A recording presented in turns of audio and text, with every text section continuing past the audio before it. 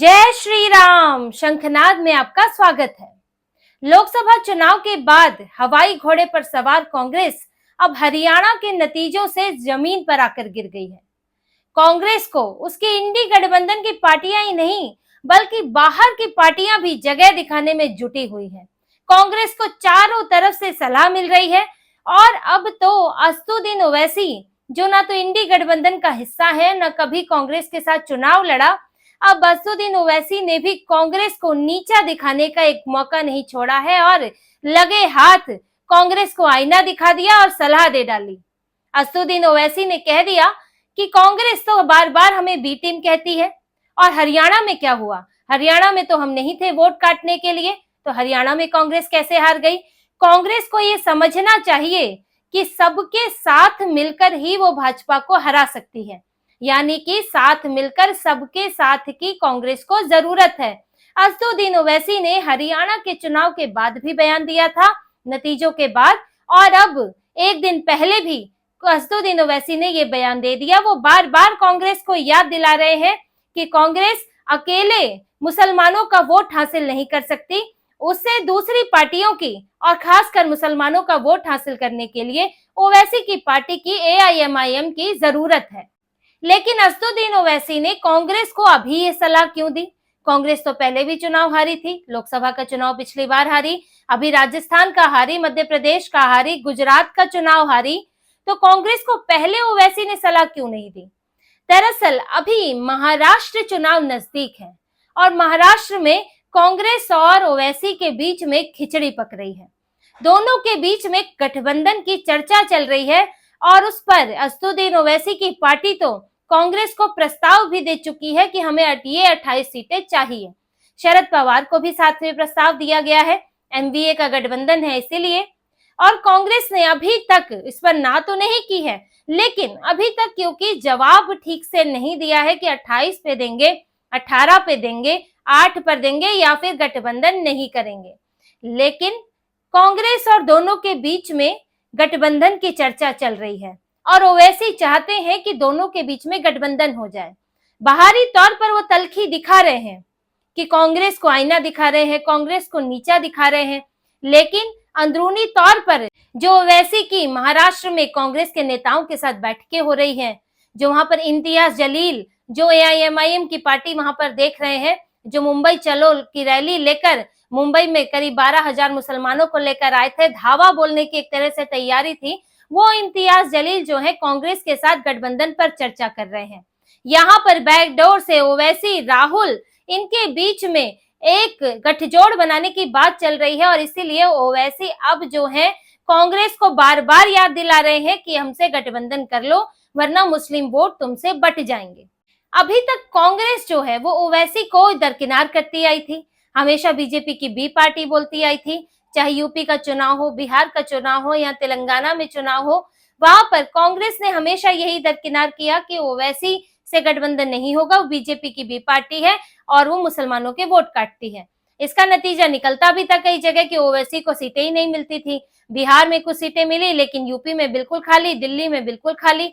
इसलिए ओवैसी भी चाहते हैं कि कांग्रेस से गठबंधन हो और कांग्रेस में अब एक धड़ा ये भी चाहता है कि क्यों ना मुस्लिम वोटों को एक करने के लिए अब ओवैसी से हाथ मिला लिया जाए, क्योंकि जो अभी लोकसभा चुनाव हुए थे उसमें बीजेपी ने पुरजोर ओवैसी के खिलाफ लड़ाई लड़ी, चुनावी मैदान में माधवीलता को उतारा, तो उसे एक ये छवि भी बदली कि बीजेपी जो है वो ओवैसी के साथ गठजोड़ करके चुनाव लड़ती है।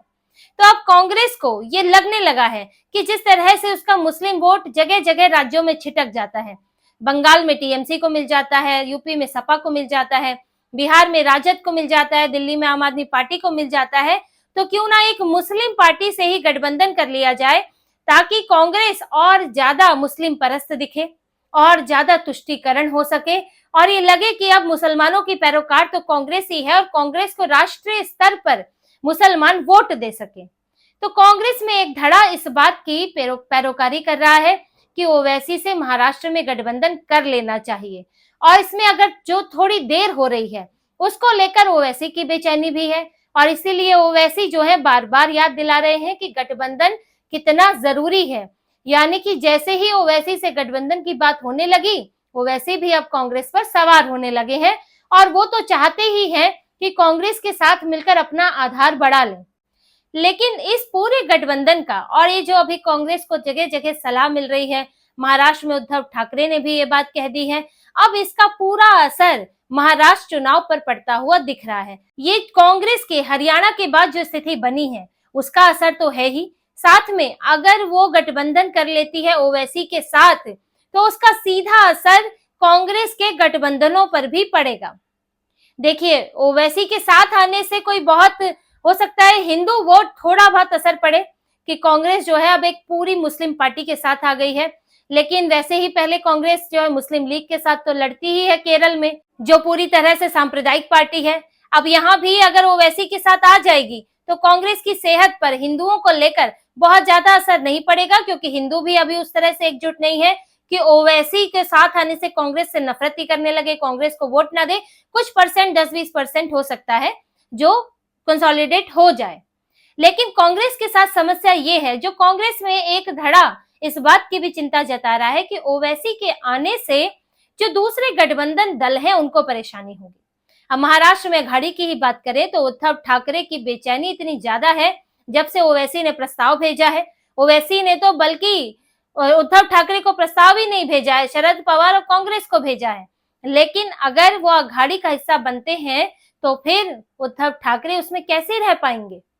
आखिर AIMIM जो सीधे सीधे जिसकी रैलियों में सर तन से जुदा के नारे लगते हैं, जिसके अकबरुद्दीन ओवैसी कहते हैं कि 15 मिनट के लिए पुलिस हटा लो और फिर हम देख लेंगे, यहाँ 70 करोड़ को 80 करोड़ों को हम 15 करोड़ वाले देख लेंगे। तो जो हिंदुओं के खिलाफ इतना जहर उगलने वाली पार्टी है, और उद्धव ठाकरे की शिवसेना जो हिंदुओं के लिए ही अपना उसकी पार्टी खड़ी हुई है, जिनका मुद्दा ही हिंदुत्व है, वो ओवैसी के साथ कैसे चुनाव लड़ पाएंगे, उद्धव ठाकरे के लिए मुश्किल बन गई है। और अगर कांग्रेस ओवैसी को लेती है तो यहाँ पर अघाड़ी में भी अलग तरह की फूट शुरू हो सकती है। उद्धव ठाकरे जो है फिर उनको एक फाइनल फैसला लेना पड़ सकता है।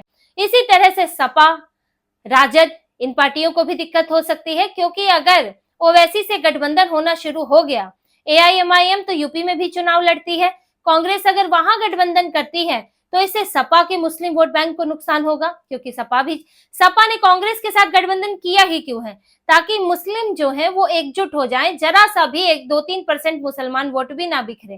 क्योंकि ये सभी पार्टियां, इन्हें लगता है हिंदू वोट तो कुछ ना कुछ आ ही जाएगा, कहीं यादवों से आ जाएगा, कहीं जाटों से आ जाएगा, तो हिंदू वोट तो बिखरा हुआ है, लेकिन मुसलमान वोट तो एकजुट है।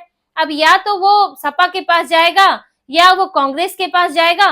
तो अगर सपा और कांग्रेस एक साथ हो जाएंगे तो उनका वोट मुसलमानों का एक ही जगह गिरेगा।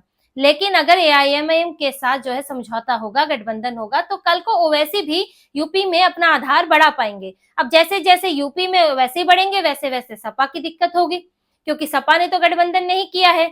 अब यहाँ पर सपा के लिए मुश्किल होगा कि वो इंडी गठबंधन में रह सके ओवैसी के साथ, क्योंकि ओवैसी तो चाहते ही है कोई बैसाखी, ताकि उसके बैसाखी के भरोसे वो अपना आधार बढ़ा सके, कुछ एक विधायक उनके और बन सके। इसी तरह से बिहार में बात करेंगे तो वहां भी ओवैसी मजबूत होते हैं तो राजद के लिए मुश्किल होती है, क्योंकि राजद का भी MY समीकरण चलता है। अब यादव वोट बांटने वाला कोई और है नहीं, लेकिन मुस्लिम वोट में कांग्रेस सेंध लगाती है, AIMIM सेंध लगाती है, तो इसलिए कांग्रेस को तो साथ ले लेते हैं, क्योंकि कांग्रेस का साथ आकर भी कोई आधार नहीं बढ़ना है, क्योंकि वहां पर लगभग खत्म हो चुकी पार्टी है। लेकिन ओवैसी तो बढ़ रहे हैं, और ओवैसी के लिए फैन फॉलोइंग भी बहुत है उनकी, ऐसा नहीं है। युवाओं के बीच में, मुस्लिम युवाओं के बीच में ओवैसी जो है खासे लोकप्रिय है। लेकिन क्योंकि मुसलमान टैक्टिकल वोटिंग करता है, और ये उनके चाहे तकरीरों में या फिर उनके नेता चुनाव से पहले उनको बता देते हैं कि इस पार्टी को वोट करें, ये बीजेपी को हरा देगी। तो ऐसे में चाहे वो ओवैसी को कितना भी पसंद क्यों ना करते हो, लेकिन वो वोट देते हैं उसी पार्टी को, चाहे जो पार्टी बीजेपी को हरा सकती है। लेकिन ओवैसी अगर इंडी गठबंधन का हिस्सा बन जाएंगे तो उनके लिए अपना आधार बढ़ाना आसान होगा, उन्हें भी वोट पड़ेगा, और कोई ये नहीं कहेगा कि अब ओवैसी को वोट मत देना। लेकिन इससे राजद की मुश्किलें बढ़ जाएंगी, और वो इंडी गठबंधन का हिस्सा रहना उसके लिए मुश्किल होगा। और यही बात TMC, जो कि अभी तो इंडी गठबंधन का हिस्सा है ही नहीं, लेकिन कांग्रेस जो है उसके पीछे पड़ी रहती है, TMC भी बाहर से कभी समर्थन दे देती है, लेकिन ओवैसी तो ममता बनर्जी के लिए भी मुश्किल हो सकते हैं। ममता बनर्जी तो खुलकर जो है वो मुस्लिम तुष्टीकरण में लगी रहती है और उन्होंने तो पूरी डेमोग्राफी ही बदलवाने में कसर नहीं छोड़ी है बंगाल की, ताकि उन्हें मुसलमानों के वोट मिल सके, और उसमें वो सेंध लगते हुए नहीं देखना चाहती।